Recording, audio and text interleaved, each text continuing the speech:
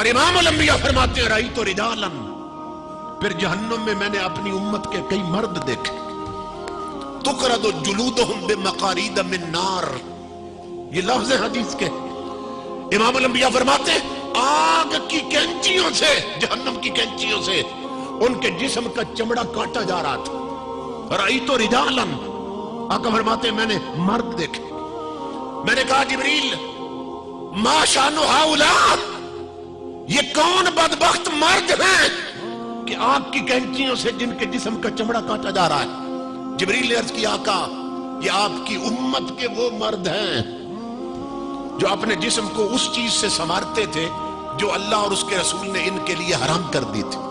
امام الانبیاء کے غلاموں یہ یاد رکھو، اب آپ سوچیں گے مرد کے لیے کیا حرام ہے؟ مرد کے لیے عورتوں والی شکل بنانا حرام،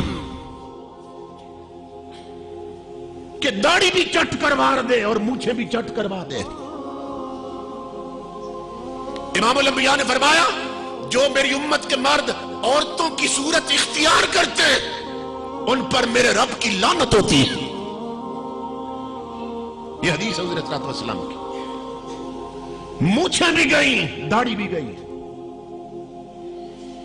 داڑھی اور مونچھیں یہ مرد کی پہچان ہے، یہ مرد کی پہچان ہے۔ اور امام الانبیاء فرماتے ہیں معراج کی رات میں فرشتوں کی ایک ایسی جماعت کے پاس سے گزرا کہ جن کی تسبیح یہ تھی سبحان من زین الرجال باللحا وزین النساء بالزوائب۔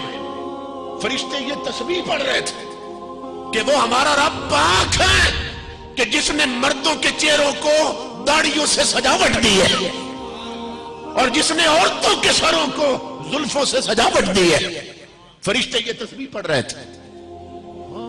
تو امام الانبیاء کے غلاموں، داڑھی مونچھیں مڈوانا حرام شریعت میں، مگر اس حرام کو کوئی حرام سمجھ رہا ہے؟ کہتے ہیں یہ تو کلچر ہے۔ داڑھی مونچھیں مڈوانا حرام شریعت میں، مگر اس حرام کو کوئی حرام سمجھ رہا ہے؟ کہتے ہیں یہ تو کلچر ہے، یہ تو ہمارا تمدن ہے، یہ تو ہمارا لیونگ سٹائل ہے۔ اور اس میں ہم اس حد تک دھوکے میں مبتلا ہیں کہ جب آتا ہے نا ربیع الاول کا مہینہ تو حضور کے نالین مبارک کے بیج بنے ہوئے لوگ یہاں سینے پہ لگا لیتے، وہ نالین مبارک کا جو بیج وہ لوگ ٹوپیوں پہ لگا لیتے ہیں۔